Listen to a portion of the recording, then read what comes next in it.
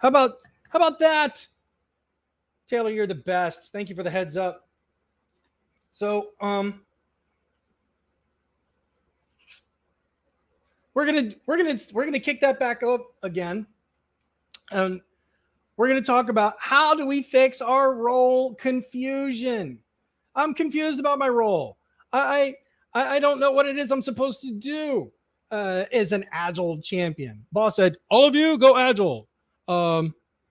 Jesse, you're supposed to make that happen, and everyone's like, "Who are you? What are you about? And who said you're the boss of me? And I don't have to listen to you. It's not your job. Project manager, that's not your job. Business analyst, it's not your job. Uh, Development manager, I'm in charge of testing. You can't come over here and talk to me about how we're supposed to be more integrated and collaborative." And so it's just super agitating because we know what the opportunity is. We know the opportunity is to overcome all of the drama, all of the chaos, all of the backbiting, all of the stepping on each other's toes, if only we were to try to do things a little bit differently. And I want to share today the three secret steps that my friend Debbie, my client Debbie, was able to use in order to overcome this kind of role conflict in her role. She had just started, she had been in her company for 2 years, and was doing great. And then out of nowhere, management said, the future of our company is going to be on services. We're a product company. We need to move into services. So that's your new job. Go make it happen. It's your job now. Congrats. And now it's just like, wait a second. You've given me no training on what it means to be to build this. You've given me no metrics to go for. You've given me no team. What is my role here? And to make matters worse, a couple of other people started seeing she was doing this cool innovation stuff. And they were like, Debbie, I'm going to come help you with that. Mm-hmm, yeah. They're like, excuse me, I'm going to that meeting. Yeah, but I thought I could help. Mm-hmm, yeah. And so now people are coming in and clobbering on top of the cool stuff that she's trying to do that she didn't even ask for. And so she had just started working in our mentoring program when she was sharing this challenge.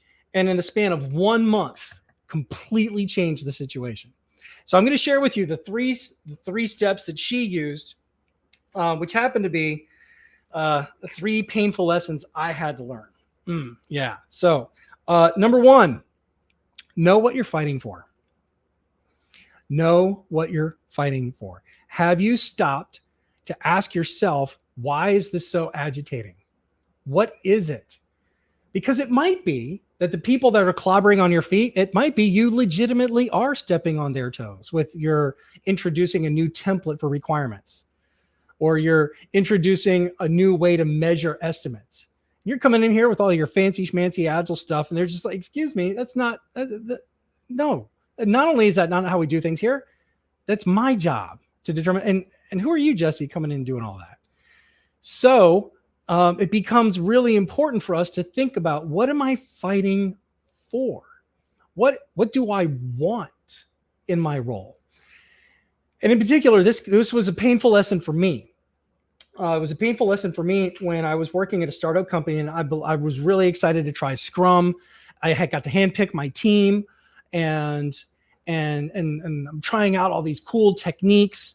And then the kind of the line manager that we were all reporting to was like, Jesse, remember, 50% of your job is to write code, right? You're only team lead 50% of your time. But yeah, I know, and I'm going to do that. And check this out. And then he's like, no, stop it. Okay. So I had to realize what I was fighting for was a chance to create something that was more than just code. As an engineer, I wanted to create a team. It's like, yeah, you could create a team 50% of your time.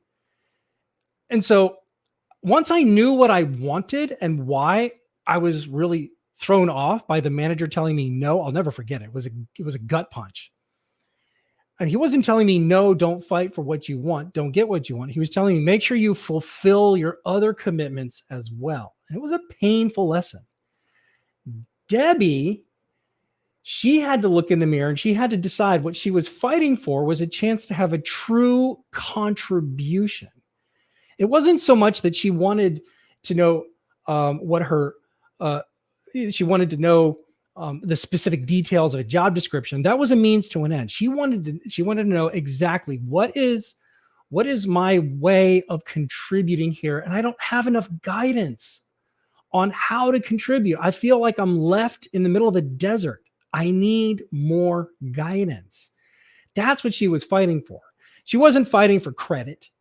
She wasn't fighting for a cool, shiny object. She wanted to know exactly how to contribute. And so that was a big breakthrough, to know that to know what you're fighting for. For some of us, we might indeed need to be fighting for a little bit of recognition because we've done a ton of amazing work and management's just taking it for granted. And so it might be that in my role, I need to clarify, wait a second, am I doing a good job here?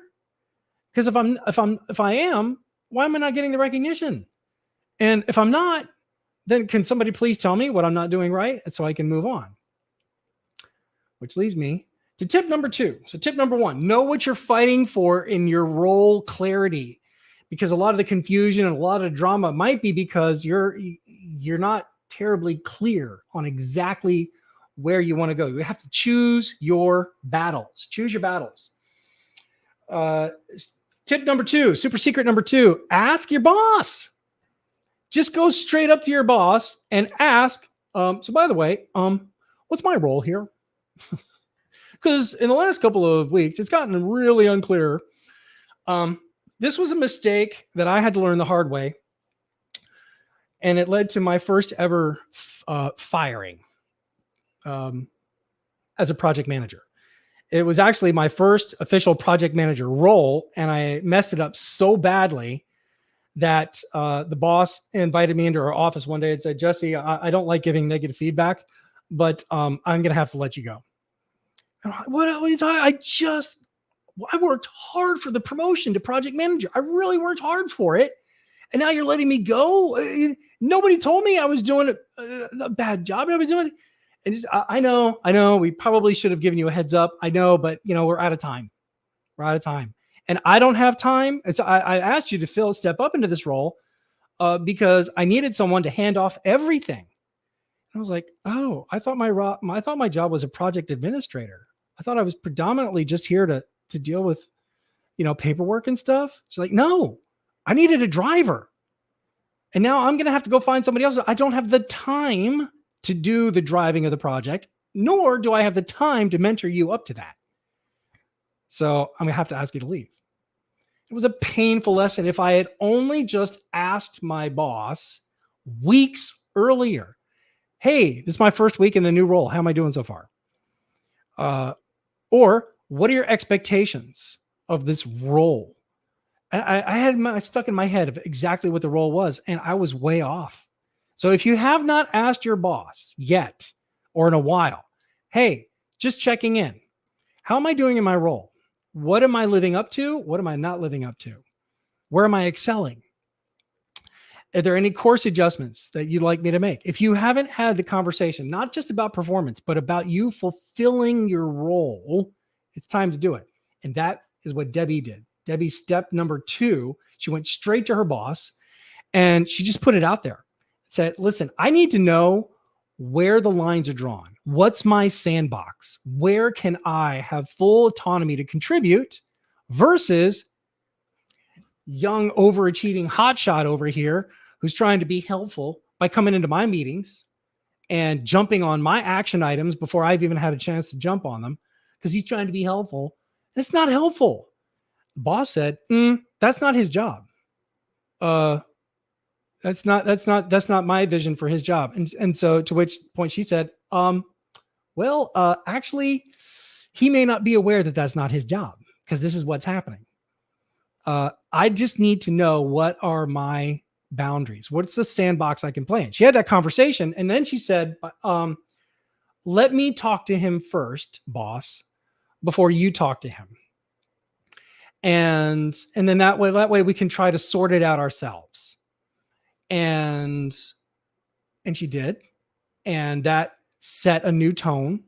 And then her boss came in and kind of reinforced it a little bit later, saying, I heard you and Debbie were able to kind of sort some things. That's awesome. Ask your boss. Simple clarity. because your boss might have different expectations than what you thought the textbook definition of Scrum Master was supposed to be, or the textbook definition of, my case, project manager. So ask your boss. Also, when you ask your boss, ask it in a way that is from the perspective of the benefit of the whole team and the whole organization. So instead of saying, I'm sick and tired of being marginalized and you don't understand me and it's not going well, now you're inviting a little bit of defensiveness from your boss. Instead, you can go to your boss with the questions like, hey, I'm just checking in. A little bit confused about a few things. Would like to get a little bit of clarity because I just want to serve the organization. And so your tone is one that speaks to a higher purpose. And then I got to tell you, leaders love that. I've been in the role myself and I coach leaders of all levels, and they love it when their people come and talk about serving the higher purpose of the organization's performance and its excellence, its awesomeness. And so don't come in kind of like a whiny bird, hot and heavy. You don't understand. Instead, work with a mentor, work with somebody and kind of practice through the conversation to where you come to your boss as a partner. Tip number 2. And then tip number 3, that can be super helpful, super impactful for overcoming role chaos, role conflict, role confusion, is to negotiate with your team. Negotiate. And so this is a little bit what Debbie was doing with that overachieving coworker. Mm-hmm. So once she got the clarity from her boss, she went straight to that coworker and she said, listen, just had a chat with the boss. And she kind of really clarified that her expectation of me is XYZ. And I appreciate you wanting to be helpful and contributing, but if it's okay, I'd like to be the one to be the one to ask for help in advance of it being delivered, if that's okay.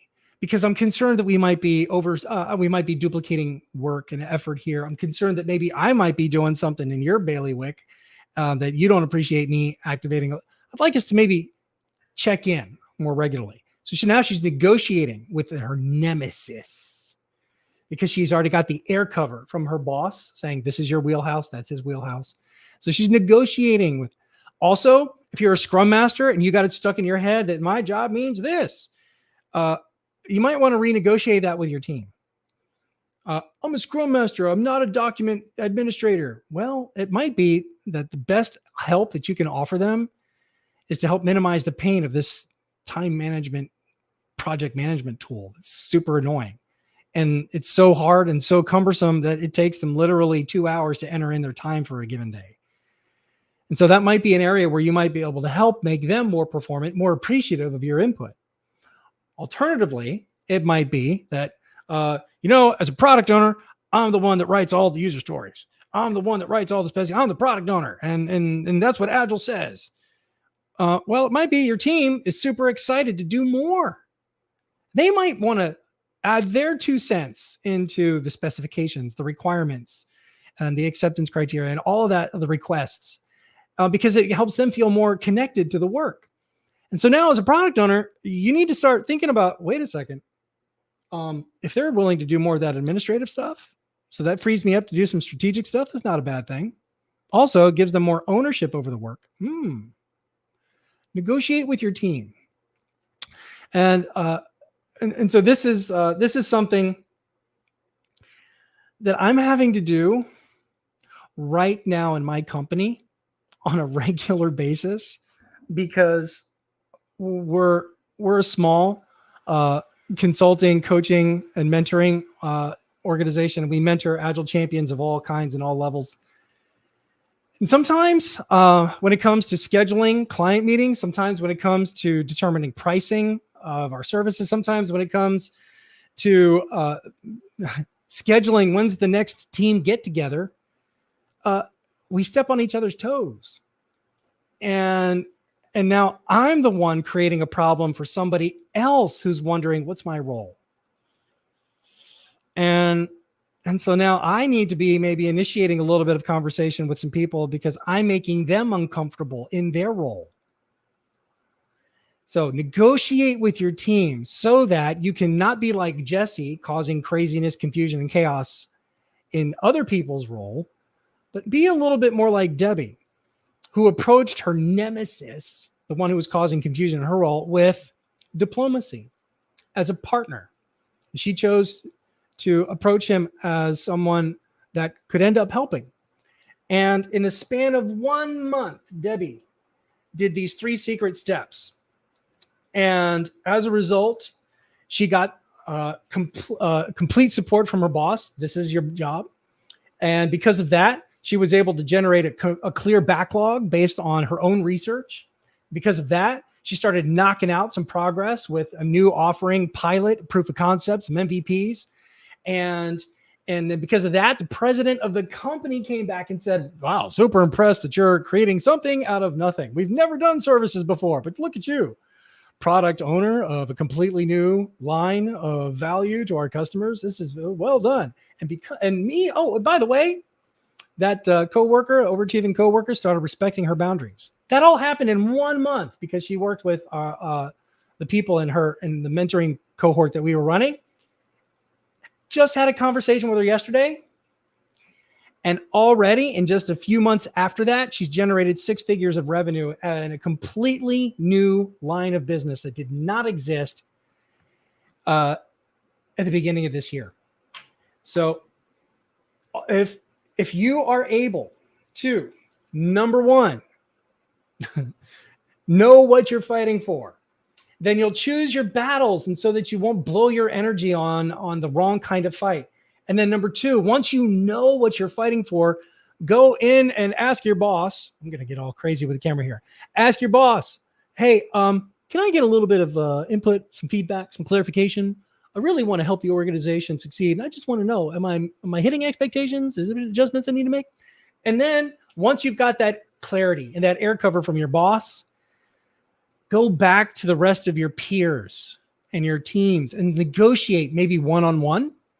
Maybe if it's a particular group or a team setting, you facilitate a working agreement, a team charter, and you get really explicit about how can I help you and how they can help, how I can help you and how you can help me.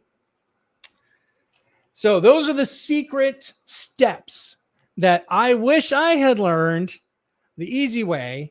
And as a result, I was able to bring Debbie into our mentoring group, and it seriously turned her around. And it's been a joy to watch. I'm so proud and so impressed. She was able to fix her role confusion, and as a result, generating 6 figures of completely brand new revenue to where she's got the attention of the president of her company. So that's what I wanted to share with you. If you want that kind of momentum, then click on, then hop over to jessefuel.com/mentor. And I would love to chat with you about how you could get that kind of clarity, overcome chaos and role confusion. This is my passion. This is my life's work. I like sharing with this stuff with you all every single week. So if you want to chat about it, completely free, no obligation mentoring call, jessefuel.com/mentor.